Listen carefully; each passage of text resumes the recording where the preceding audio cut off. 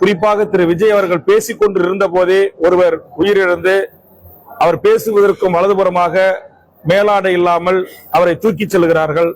அதை பார்த்தும் பார்க்காத போல் விஜய் அதற்கு பிறகும் தன்னுடைய பேச்சை தொடர்கிறார்.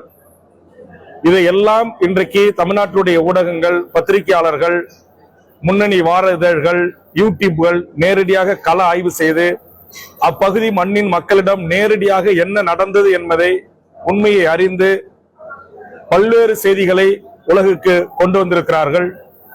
ஆக இது யாராலும் திட்டமிட்டு நடத்தப்பட்ட ஒரு சம்பவம் அல்ல.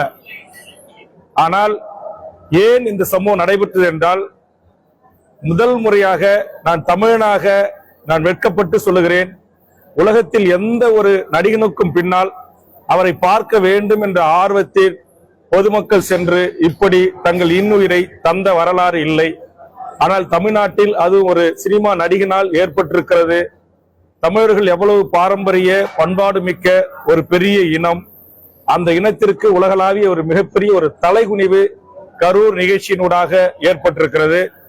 இதற்கு முதலில் பொறுப்பேற்று உயிரிழந்த குடும்பத்தாரிடம் ஒரு பொது மன்னிப்பை நடிகர் விஜய் அவர்கள் கோரியிருக்க வேண்டும். அதை கோரவில்லை.